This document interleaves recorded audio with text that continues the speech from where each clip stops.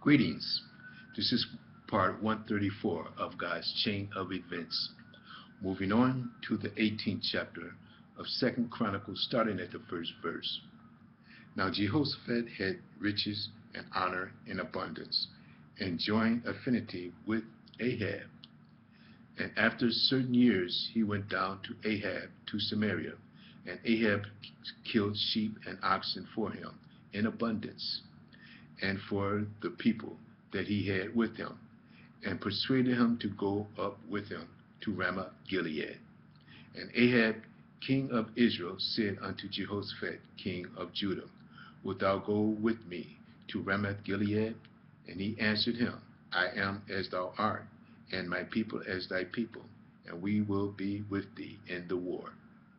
And Jehoshaphat said unto the king of Israel, Inquire, I pray thee, at the word of the Lord today. Therefore the king of Israel gathered together of prophets 400 men, and said unto them, Shall we go to Ramoth Gilead to battle, or shall I forbear? And they said, Go up, for God will deliver it into the king's hand.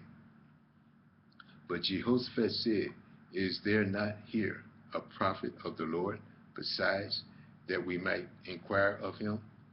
And the king of Israel said unto Jehoshaphat, There is yet one man by whom we may inquire of the Lord, but I hate him, for he never prophesied good unto me, but always evil. The same is Micaiah, the son of Imlah. And Jehoshaphat said, Let not the king say so. And the king of Israel called for one of his officers, and said, Fetch quickly Micaiah, the son of Imlah. And the king of Israel and Jehoshaphat, king of Judah, set either of them on his throne, clothed in their robe, and they sat in a void place at the entering in of the gate of Samaria. And all the prophets prophesied before them.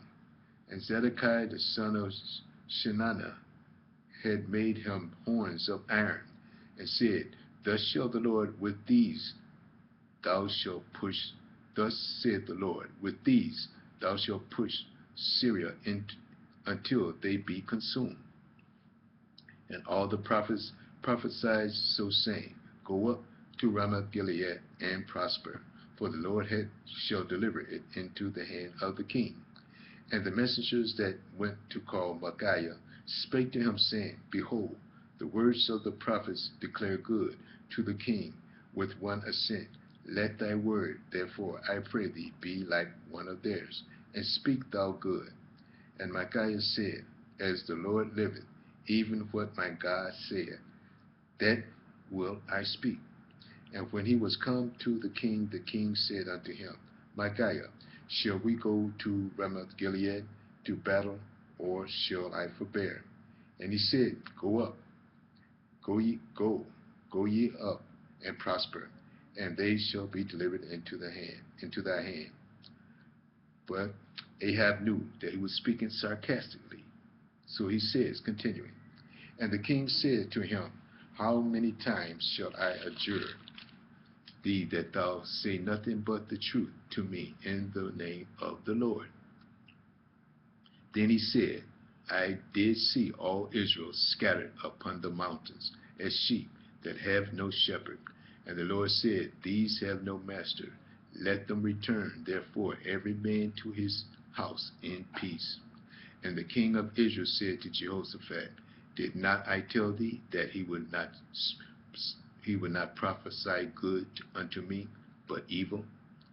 And again he said, Therefore, hear the word of the Lord. I saw the Lord sitting upon his throne, and all the host of heaven standing on his right hand and on his left.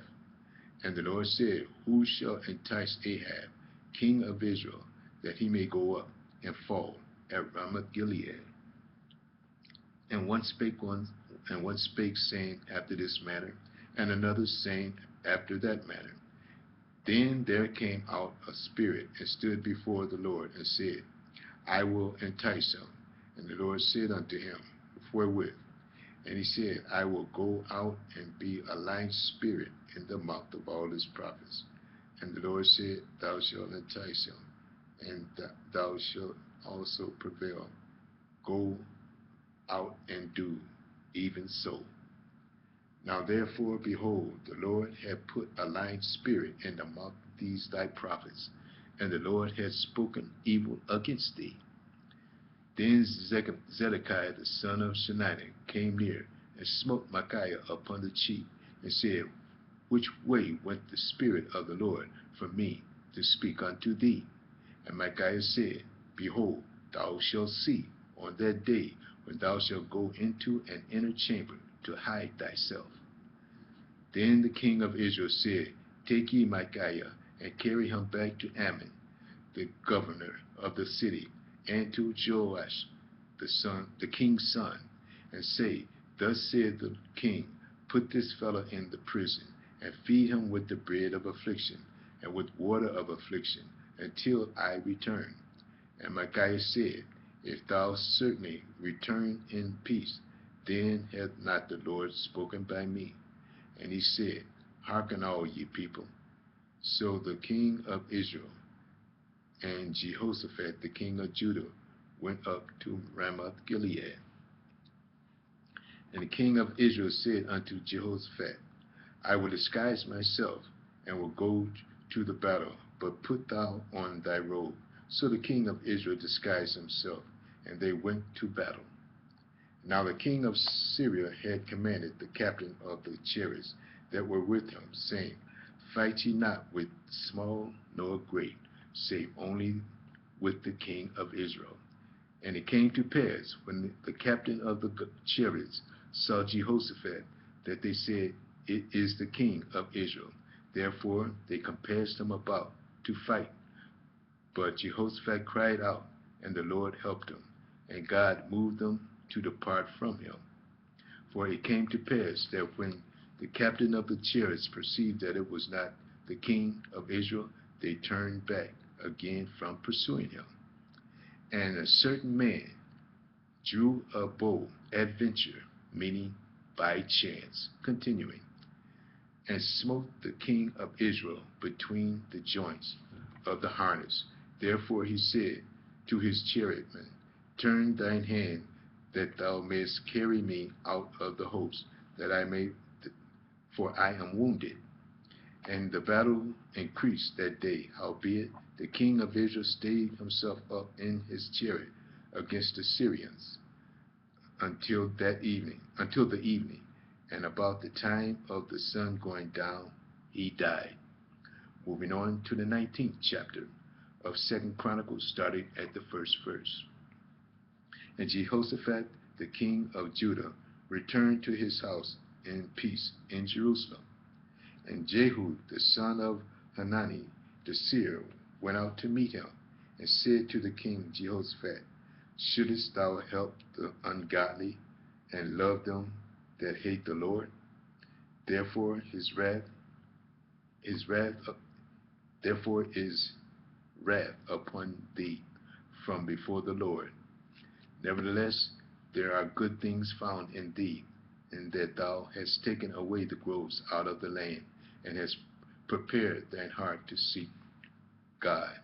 And Jehoshaphat dwelt at Jerusalem, and he went out again through the people from Beersheba to Mount Ephraim, and brought them back unto the Lord of their fathers. And he set judges in the land throughout all the fenced cities of Judah, and city by city. And he said to the judges, Take heed what ye do, for ye judge not for men, but for the Lord, who is with you in the judgment. Wherefore now let the fear of the Lord be upon you. Take heed and do it, for there is no iniquity with the Lord our God, nor respect of person, nor taking of gifts. Moreover, in Jerusalem did Jehoshaphat set of the Levites and of the priests, of the chief of the fathers of Israel, for the judgment of the Lord, and for the controversies, when they returned to Jerusalem. And he charged them, saying, Thus shall ye do in the fear of the Lord, faithfully and with a perfect heart. And what cause soever shall come to you of your brethren that dwell in their cities, between blood and blood, between law and commandment, statute and judgment, ye shall even warn them that they trespass not against the Lord. And so wrath come upon you and upon your brethren. This do, and ye shall not trespass. And behold, Amara, the chief priest, is over you in all matters of the Lord, and Zebaniah, the son of Ishmael, the ruler of the house of Judah, for all the king's matters. Also the Levites shall be officers before you. Deal courageously, and the Lord shall be with the good. We're going to stop here and start part 135 in the next message. View part 135. Thank you.